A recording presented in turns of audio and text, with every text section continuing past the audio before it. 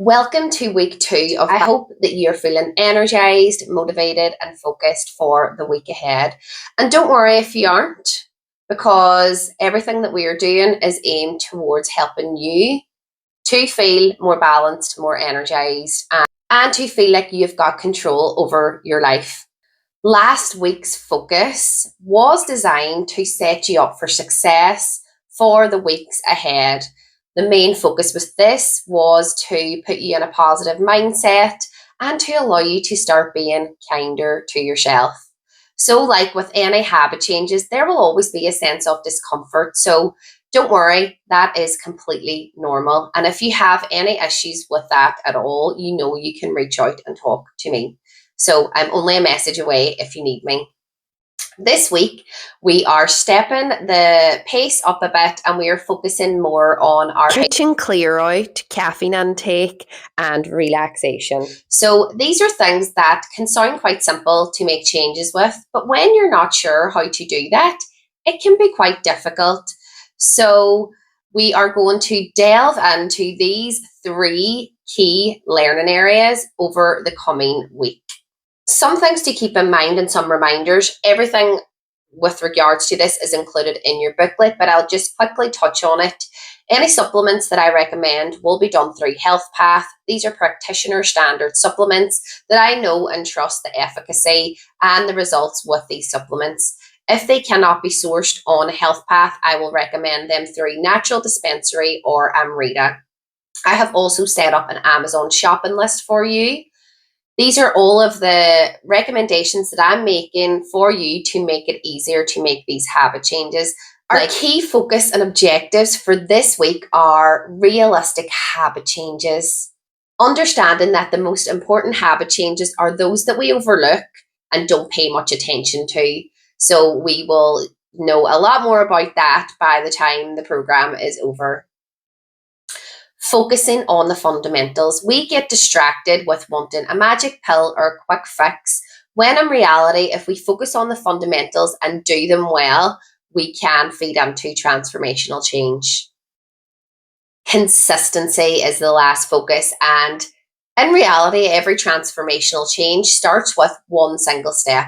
Whenever we make changes, the right changes, and we make them consistently, we will see life-changing results. So let's move on to our key learning objectives for this week. So number 1, the kitchen clear out. The aim of this is to, bring some revitalized energy and renewal into your kitchen space. How can you make better choices with your food when you have got that secret stash of junk food lurking in the cupboard, knowing that you can go and have that at any time of the day or night? Or if there's no organization system with your cupboards, with your food, with your freezer, with your fridge, it makes it really difficult. So some of the tips with this initial step is clearing out the crap. So that includes getting rid of all that extra junk food. Not saying that you can't enjoy it now and again. We just don't need to have lots of it at home in our cupboard, in our fridge, or wherever you like to keep it. And also looking at your use by dates and getting rid of anything that has expired. This is in your cupboard, this is in your fridge, in your freezer. Really important, because a lot of the time there can be some extra junk lying around that we don't need and can get rid of. We also want to implement a bit of a cupboard system. So this will just make it easier when you're doing your inventory for your shopping, when you're putting your food away. I've give you suggestions for how you might like to split these out. This really depends on your cupboard space. It depends on, the things that you're buying in your weekly shop, and it really is something that you can personalize. I have recommended some different cupboard organizer options. These are completely optional. You can purchase them as you go along. You don't have to get all these things this week. They can just make things a bit easier when you're organizing your cupboard space. I have given you a quick and easy checklist for this part of the task, so make sure that you use that. Give yourself a bit of time to do this task, and maybe you might like to do it in incremental stages. Pick a cupboard at a time, whatever way works best for you. Secondly, we are going to focus on our caffeine intake. So caffeine is Very important to consider, especially when we're feeling burned out and stressed, because caffeine stimulates our body's fight or flight nervous system response. And when we are chronically stressed, we want to try and reduce that as much as possible. And also, if your sleep is disrupted, if you're finding it difficult to fall asleep, stay asleep, or wake up feeling refreshed, then we have to consider our caffeine intake.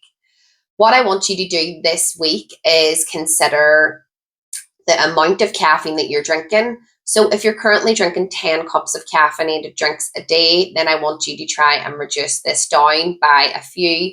Again, we're going to take the gradual, realistic approach.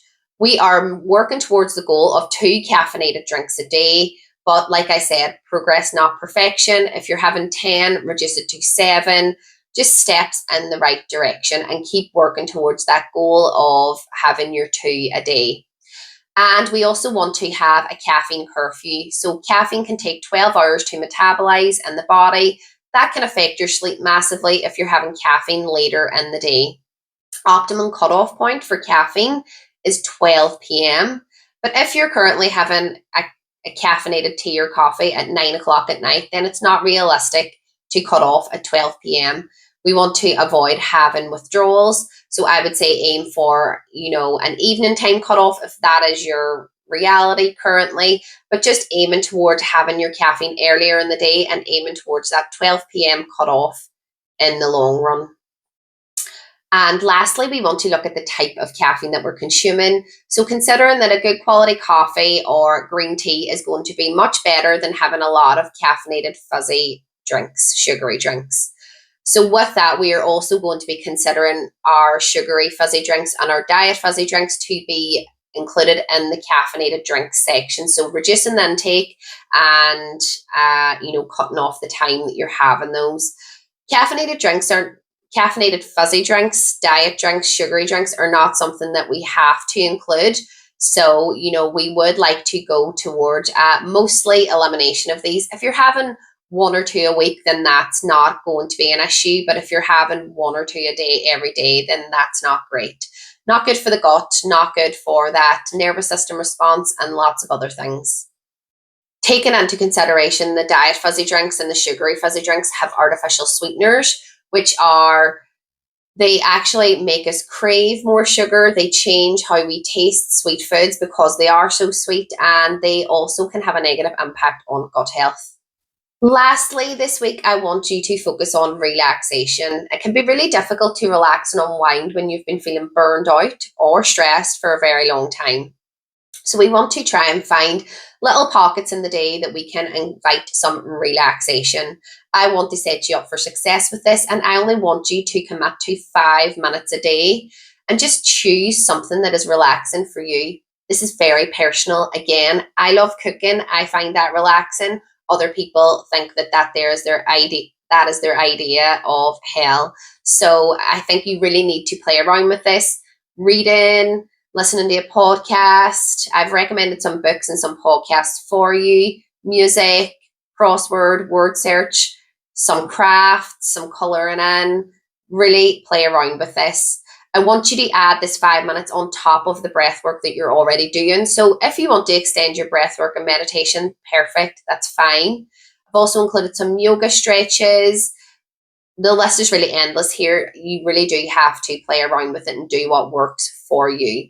So for this week, hopefully you're going to take away some information and some insight into how important daily habits are. The right daily habits have the power to change your life, as do the wrong daily habits, and we want to start including the right daily habits.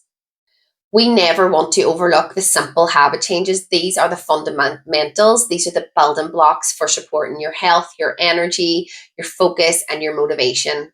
And lastly, consistency and commitment. Making these changes every day and continuing to make these changes will feed into transformational change for you. So the small daily habits that are made consistently over time are the most powerful. I wish you all the best of luck with your tasks this week. Be easy with yourself, be kind with yourself, and you have got this. I'm here supporting you along the way.